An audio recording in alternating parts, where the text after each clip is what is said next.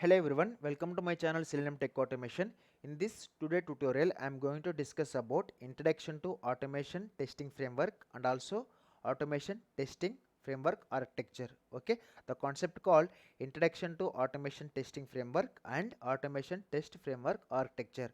Okay, before going to start this video, if you are new to my channel, please do subscribe to my channel Selenium Tech Automation for more videos from testing concepts, and also please share this video to your friends or colleagues so that they will also learn from this video if they are looking for the same, and also your share will helps this video to recommend for more people from YouTube point of view. Okay, let's get started with our today tutorial, that is introduction to automation test framework and automation test framework architecture. Okay, so as an automation tester, before going to automate any application, we have to follow some automation test process, right? So as an automation tester, before going to automate any application, I have to follow some automation test process. Okay, so during this automation test process, so as an automation tester, first I need to do some feasibility analysis, so which means what tests should be automated and what tests not should be automated, and also how to automate the test cases. Okay, so once that is done, feasibility is done, so I'm going to select some tool for automation process. Okay, so either it will be Selenium or qtp. I can select here as Selenium as my tool for automating my application. Okay, once that is also done, so then I'm going to select and develop some framework.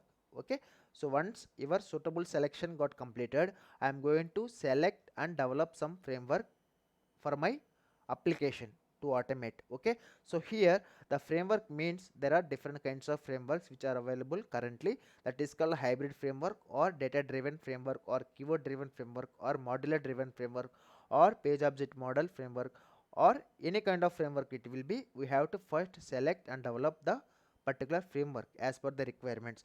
So once if you done with that selecting and developing a framework, so then the next process here will be we have to develop and execute the test scripts from this framework only, right? So this is all about the automation test process. Okay, so in this video, as we discussed, I'm going to discuss about introduction to automation test framework, right? So for example, so I have a requirement, so then I'm going to provide this requirement to my automation test team. So the requirement here is, so write test cases for some login application for Amazon application. For example, I provided this requirement to my automation test team, so where that automation test team is containing 4 employees or 4 members in that particular automation test team. Okay, when I provided this requirement to my automation testers, so what they will do, they will start writing the automated test cases, right? So how they can write, based upon their own knowledge or based upon their own coding style, they are going to create my automation test scripts to automate the login functionality for Amazon application. Okay, so during this time, so once they completed their scripting part, so they are going to execute. Okay, all their test cases they are going to execute. So during the execution, they are getting few failures because of the way how they are writing. Okay, the way they how they are following the coding standards, and also while scripting the test cases, they are mentioning some hard code value, and also there are some errors while retrieving the test data or properties from that particular properties file, and also they are getting some errors during the retrieving the data from input.xlsx file, that is testdata.xlsx file. Okay, so to overcome all these drawbacks, we have to follow some framework, right? Okay, to overcome all these drawbacks, because of these drawbacks, so it will show some impact on our automation test process as well. Okay, so to overcome all these drawbacks, so we are going to select a framework. Okay, that is called here, framework is also called as, okay, here what is a framework here? So a framework is considered to be a combination of set of protocols, some rules, guidelines and standards that can be followed as a whole or single unit to influence the benefits of the framing provided by the framework. Okay, here framing means the features which are provided by that particular selected framework. Okay, for example, if I select page object model as my project framework, so I will get some features from that particular framework. Okay, in the same way, if I selected hybrid framework means, so there will be also some features which are provided by hybrid framework. So that's why we are call it as here like framing. Okay, so then this framework will helps us to build the tests, and also which will helps us to maintain all our test scripts in some standard way. And also here this framework is a central entity which will helps us to organize all our test scripts properly. Okay, so then why we need this automation test framework? Okay, why we need this automation test framework? So here the initial requirement of having a standard way of writing the test scripts in what will develop into framework.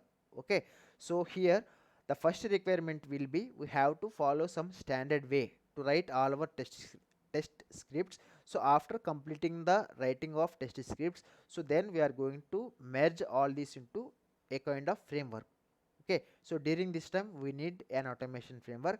And also here each and every company will have their own different kind of frameworks, so those frameworks should be customized frameworks only, but the whole idea here will behave like the same common set of rules only. Okay, the whole idea will be we are making all our test scripts in a standard way together.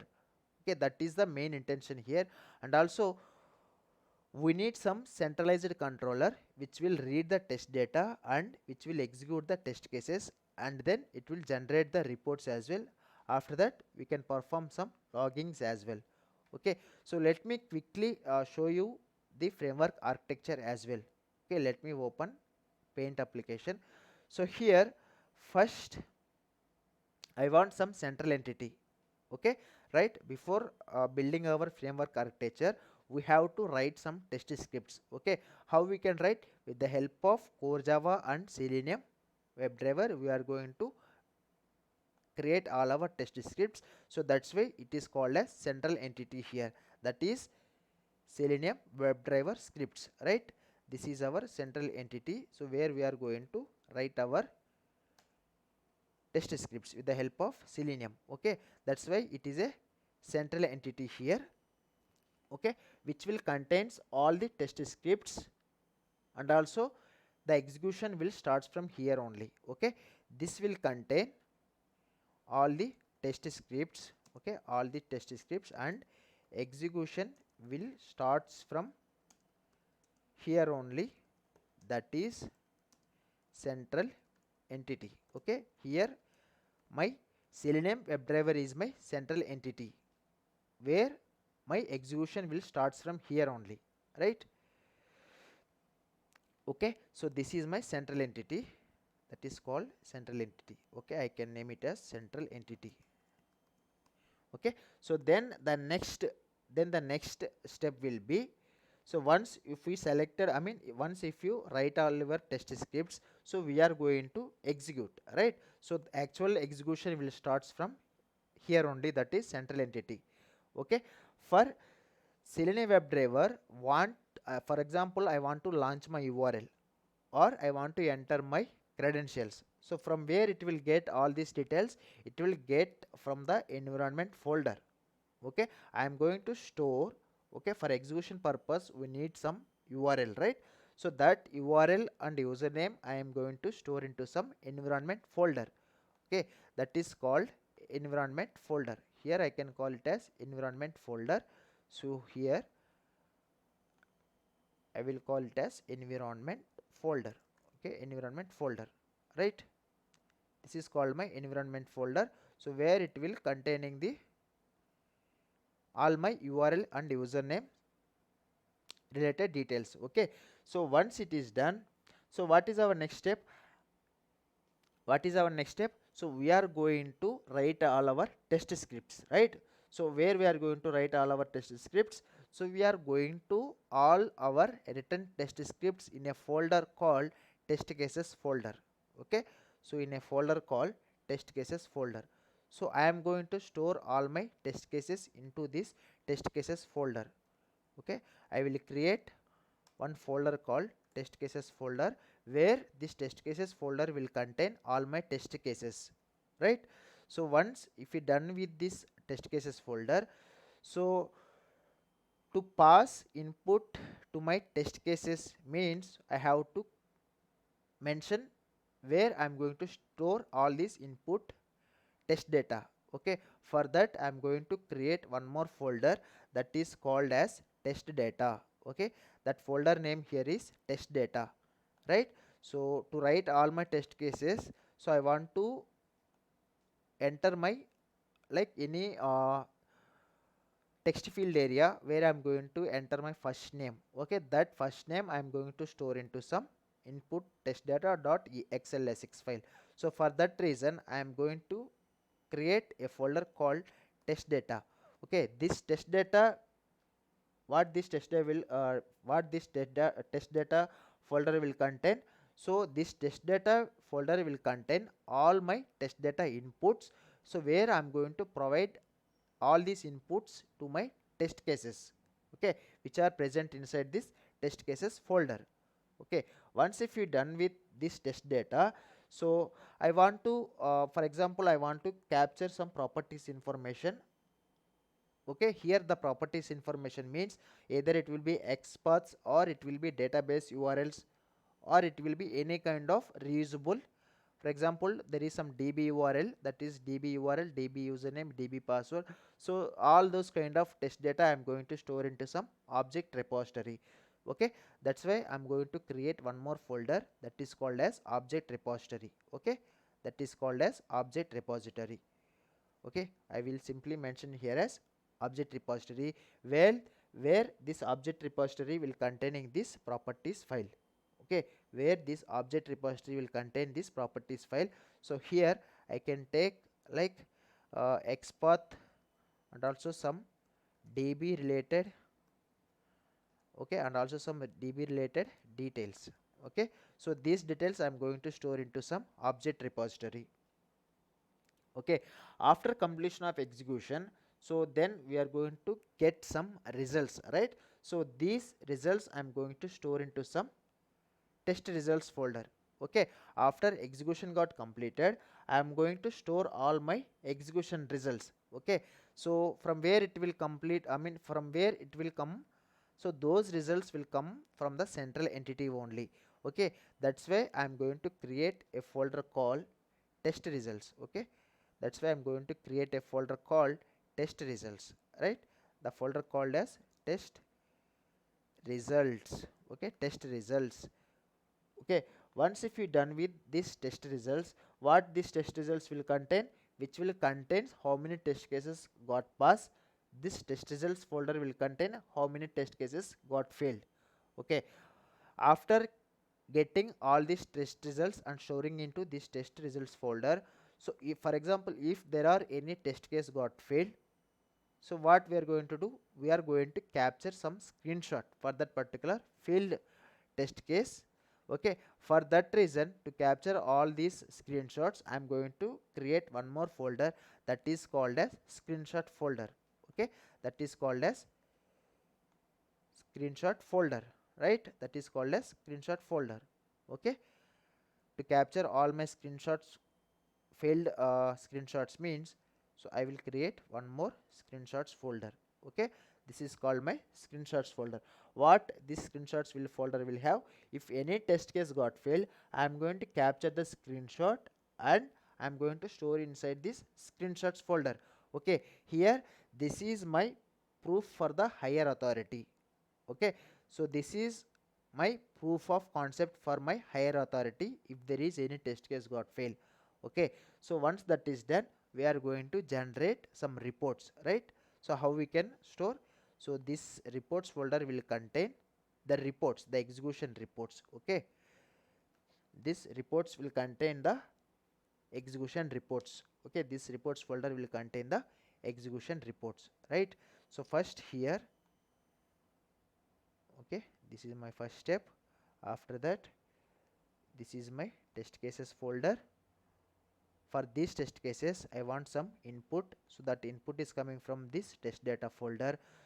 And also for my test cases I want to make some object repository, so where it is containing my properties file and also some database related details I am going to store inside this object repository.